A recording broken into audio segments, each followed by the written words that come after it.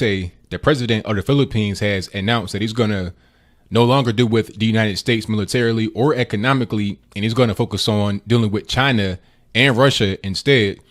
Now, this is very big for a few reasons, but before I get into my reasoning, I just want to show you the clip that came from, I think it was in Beijing at a conference with China, and I want you to hear his words for himself, and then once you hear that, we'll come back and I'll give you my final thoughts. So go ahead and roll it.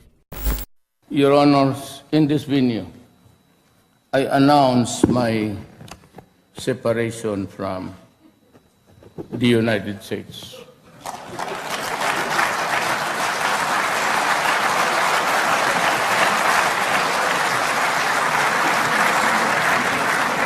Both in military, not maybe social because the Philippines, both in military but economics also. America has lost me. And will I realign myself in your ideological flow, and maybe I will also go to Russia to talk to Putin and tell him that there are three of us against the world: China, Philippines, and Russia. It's the only way. So you're able to see that now. This is a very, very important announcement because of a few different reasons. But before I get into the reasons, I'm going to give you a little bit of history of the region if you don't know. Now, the Philippines at one point was controlled by the Spanish. This is why a lot of the people that are there, like Mr. Rodrigo Duterte, have kind of halfway Spanish, halfway Asian sounding names because they were controlled by the Spanish up until 1898.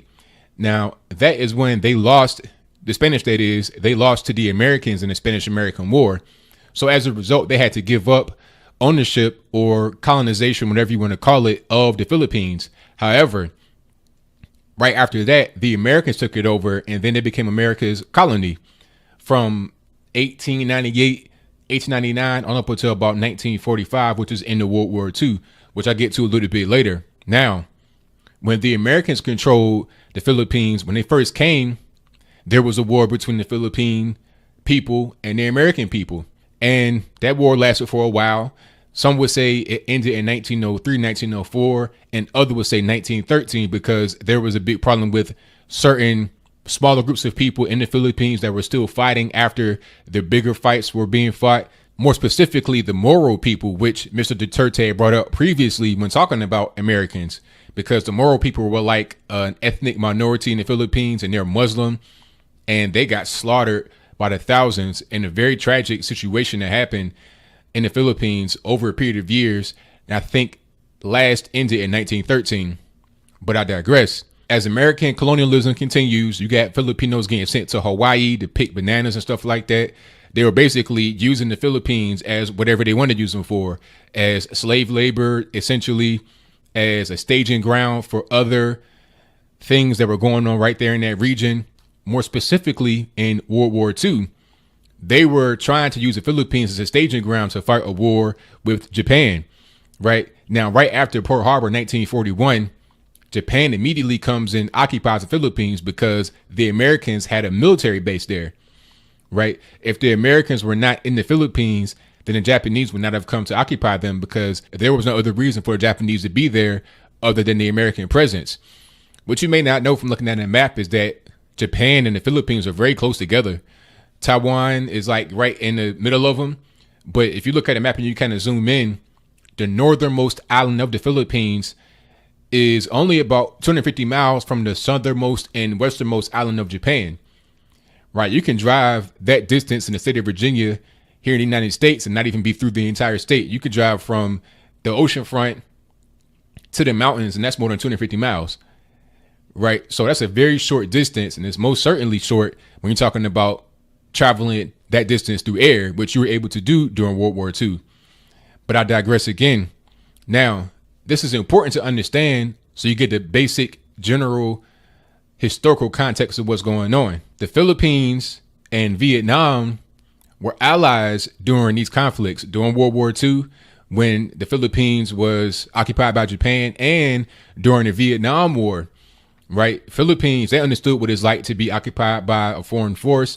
They understood what it was like to kind of be in a situation where you're having a proxy war being fought, because in the Philippines, the war that happened, or the occupation that happened in 1941 to 1945, that was a proxy war between the U.S. and Japan. And the Vietnam War was a proxy war between the U.S. and China. So they understood what it was like to be in a proxy war situation. So they were able to help the Vietnamese by sending troops there, not military troops to fight, but benign forces to send like medical, food, stuff like that. That's what they were there for. And throughout the years, they've always been able to help one another. Vietnam helped the Philippines when Typhoon Haiyan hit in 2013, which destroyed a lot of places in the Philippines, places that are still messed up to this day. Vietnamese Americans, people that were expats of Vietnam and or descendants of people that come from Vietnam, all kind of gathered together in the U.S. and sent aid to the Philippines after Typhoon Haiyan, because they remember what happened during World War II, during the Vietnam War, and also just from Vietnam being a communist place, having refugees wash ashore the Philippines and then be welcomed with open arms. So they're very thankful for that. So they're kind of like allies, and they understand one another in more ways than one. Now, the reason why I bring up Vietnam is because Vietnam was on the opposite side of the South China Sea, which is the whole big picture here. The South China Sea. That is the reason why Duterte went to China to talk, because currently there's a lot of conflict going on in the South China Sea. Because what China has done is fortify certain islands that are very far away from their actual mainland coast. And they're claiming these islands as theirs. And you can see a map here on the screen.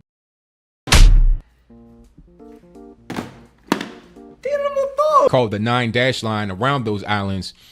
And that is what they're claiming is their EEZ and or territorial waters. Now, EEZ, that's an exclusive economic zone. So in that zone, they're able to control whatever goes on, whether that be deep sea exploration for natural resources like gas, whether that be the trade coming through there, through the water and through the air. They're able to control all of what goes on.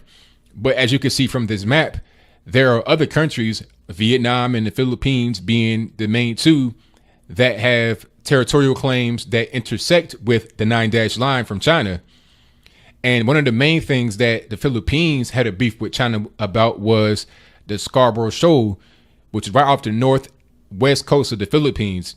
China is claiming that for themselves, but the Philippines is like, hey, that's ours. That's been historically ours.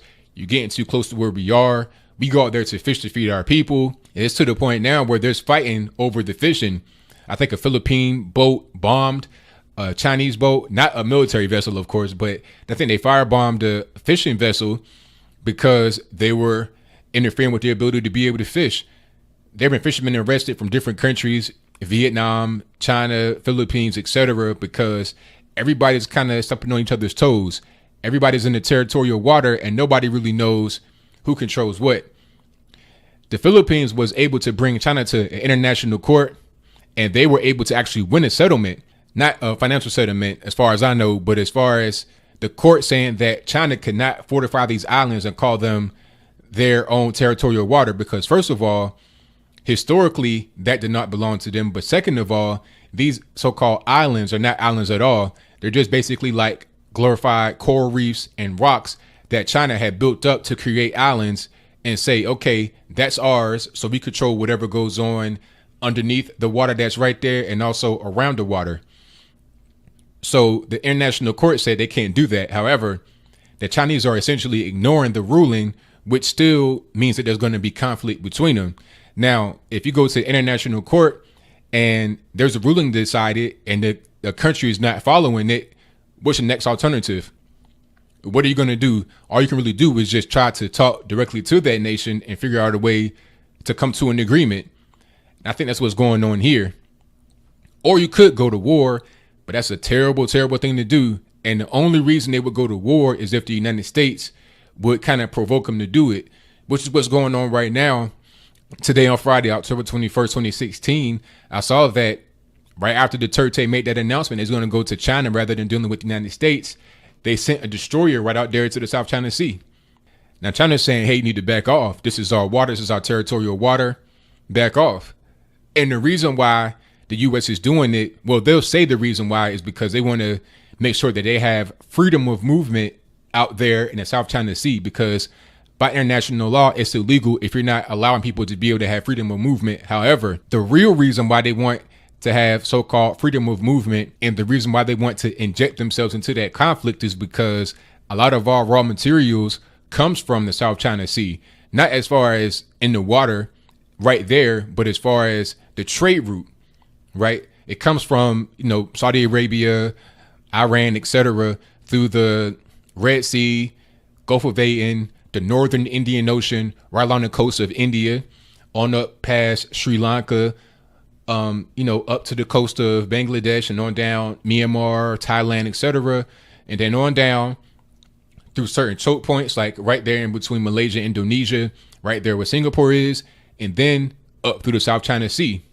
Now, they can't really go through the Indian Ocean, where it's just like a direct shot from Southern Africa, like South Africa or Angola, on over to Australia, because there's nothing out there. You need to have some kind of land that's close by in case of something happening, because if you get caught in a storm right there in the middle of the Indian Ocean, they'll never ever find you. And you also can't go north. Well, you can go north, but it's not really available yet, if I'm not mistaken. And Russia is claiming that part up there in the Arctic Pass, right? And that's actually contested as well. I think some of the Nordic countries are kind of contesting that, because they say that, some of that is passing in their territorial water, but Russia's like, no, that's ours. But that's a whole different story right there. There are a lot of conflicts that are going on, but the South China Sea, that is very important, because a lot of raw goods goes through there that comes to the U.S., because a lot of our products, unfortunately, come from China. And that trade route is very important, not only from goods that come from China, but goods really that come from the Middle East, such as energy. So the U.S. wanted to use the Philippines as a staging ground to be able to fight any kind of proxy war that may erupt if China was able to successfully claim the 9-dash line, demarcation line, and anything that's in there, because they would want to get that route open to be able to continue trade. But Duterte is like, look, we saw what happened in World War II when the Americans were here, and then we got attacked by the Japanese, and we had a very bloody war that killed thousands, if not millions, of Filipinos. So why go through that again? China, of course, is not perfect. They have so-called human rights violations, about they sell organs and stuff like that, allegedly. It's not a perfect place. It's very polluted. They do a lot of currency manipulation, etc. However, at this point, I think that Duterte kind of sees the writing on the wall. He's like, look, I'd rather just do with China and Russia, which are very strong, and they're becoming more powerful in the world. They become more of an influence rather than the Anglosphere in the West, which is declining. You see what's going on right now with our economy. We're $20 trillion in debt, and China owns most of that debt. You see what's going on right now with Europe. A lot of these countries are failing. The European Union seems like it might be on the ropes. You had the UK just exited. So you might have France next. And then you have the horde of Islamic invasion coming into Europe. So Europe has its own problems. So does the West in general, especially the US and Canada. So really, when you're talking about a war, which side are you going to be on? Are you going to be aligned with the Anglosphere in the West, or are you going to be aligned with the Asians, the Russians, etc.? Who's stronger and what makes more sense? You got to go with the Asians. You got to go with China and Russia. It just makes more sense logically for its people, because if you decide to align with Americans, you will be in a proxy war, and it will be very bloody. There still could be a proxy war even if they are aligned with China, but I think that the chances of that are less, and if it did happen, there will be less casualties. So I think that's kind of what Duterte is kind of banking on. And the only beef they have in the South China Sea really is the Scarborough Shoal, because of the fishing. Now, if they're able to kind of go to China, talk to Xi Jinping and get that worked out, then they'd be good to go. And beyond just the Anglosphere in the West kind of declining, there's also a problem with the media attention on Duterte, trying to label him as a dictator or a genocider and stuff like that, when that's not really the truth. What's going on is that the media in the West is painting him as that, as something to talk about. They're just trying to have it's really about money, because the media is failing. A lot of newspapers, online media, etc., is kind of grasping for straws. And if you're able to kind of paint a world leader or somebody of a different country in a negative light and able to get a lot of attention, then they'll do it. And it's really petty to do things like that. But it really impacts people because of the whole situation where they said that he called Obama a son of a whore, which was not true. That was a mistranslation. He was talking to a journalist in the actual place that asked him a question kind of out of turn. He was talking to that journalist when he referred to the journalist as that, but the media took it as saying that he was calling Obama that because of the context in which it was said and the way it was translated. But that's not what happened. But the media, of course, is going to run with it. And even when they find something that kind of goes against what was said, they're not going to retract it because they were able to get their clicks. They were able to get their views. They were able to get their attention and their money from the ad dollars, so they don't care. Now, things like that seem very petty, like I said, but they impact people because there was a meeting with Southeast Asian nations in Laos, and Duterte was there, and so was Obama. But Obama canceled the meeting he had with Duterte because of the media remarks. So it's like, man, what's going on here? Not only are you failing in the West, in the Anglosphere, you're also letting the media control how you operate, control how you talk to me diplomatically. So what kind of person is that? Why would I go into a war with somebody like that who can't even control his own ability to discern what's fact and fiction from the news media? It doesn't make any sense. At least with China, I could sit down and talk to Xi Jinping and he's not going to be controlled by the media or outside forces. He's not perfect, but he's better than Obama and the failing Western society. And also they talking about how Duterte is some kind of genocider because of the whole situation with the drug war, when there's been like 3,000 people that have been killed in so-called extrajudicial killings. But there's no evidence of those killings not being justified because many of the killings have been police fighting drug dealers who are fighting them back. Duterte is trying to fight against the drug dealers and the drug pushers and the abusers in the community in his country because he does not want to become another former Spanish colony in Mexico with the very bad drug problem, and to the point where the country is being controlled by the narcos, by the drug dealers. Not only just the violence that goes on between drug cartels, but also the public health aspect of it. I mean, you're dealing with a poor country. You're dealing with hospitals that are being overrun. There's a rehab place for drug addicts, but there's not enough money to fund it. So it's like, okay, what's the best solution here? Let's kind of stamp out the drugs and work with China because a lot of the drugs come from China. So let's let them help us to be able to eliminate the drug problem rather than just doing what the West says, which is just letting it happen and not dealing with the criminal aspect and not dealing with the drug problem at all, which, by the way, the West promised to help deal with, but they did not help. So if they won't help with the drugs, if they will let the news media control how they behave, if they'll do all these things, what makes him think that they're going to help him in a war situation is going to jump off between the Philippines and China, Russia, and all their allies? The Philippines would be decimated, and then who's going to be to blame? You're going to put the blame on Duterte for not protecting his people. So the best thing he did here was what he did. So what do you think? Do you think that this situation is something that had to happen the way it happened? And when I say that, I mean, when you're dealing with China and they're kind of threatening you a little bit, they're kind of dealing with a little bit of a conflict and you're a small nation, what do? Do you decide to just try to talk to them to work things out peacefully, or do you try to fight? Or are you a Filipino? Are you in the Philippines right now? Do you live in the United States, Canada, etc., and you're Filipino, you're kind of an expat, a descendant of a Filipino immigrant or whatever you are? What is your viewpoint on it? How do you feel about Duterte and his fight on the drug war? How do you feel about the so-called extrajudicial killings? How do you feel about the situation going on in South China Sea? Whatever your comments are, let me know in the comments below. And that's all I got to say for this video. If you like what you heard, please comment, rate, share, and subscribe. Peace. Instead of helping us, ang unang tumira itong State Department. So, you can go to hell. Mr. Obama, you can go to hell.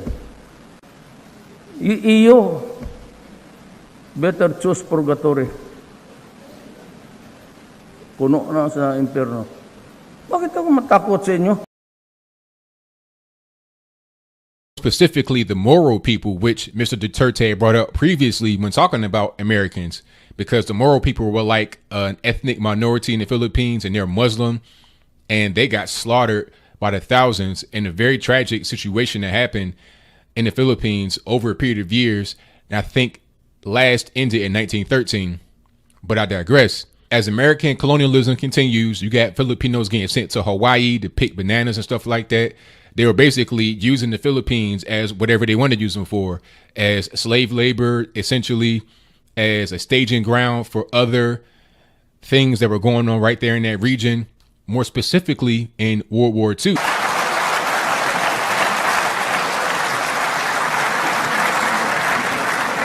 Both in military,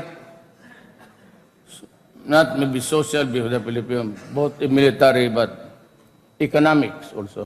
America has lost me. And will I realign myself in your ideological flow, and maybe I will also go to Russia to talk to Putin and tell him that there are three of us against the world: China, Philippines, and Russia.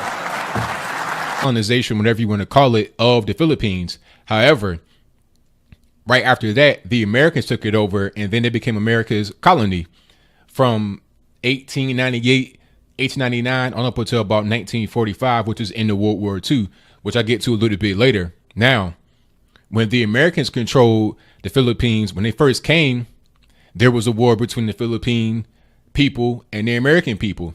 And that war lasted for a while. Some would say it ended in 1903, 1904, and others would say 1913 because there was a big problem with certain smaller groups of people in the Philippines that were still fighting after the bigger fights were being fought. More say the president of the Philippines has announced that he's going to no longer deal with the United States militarily or economically, and he's going to focus on dealing with China and Russia instead. Now, this is very big for a few reasons, but before I get into my reasoning, I just want to show you the clip that came from, I think it was in Beijing at a conference with China, and I want you to hear his words for himself, and then once you hear that, we'll come back and I'll give you my final thoughts. So go ahead and roll it. Your Honors, in this venue, I announce my separation from the United States.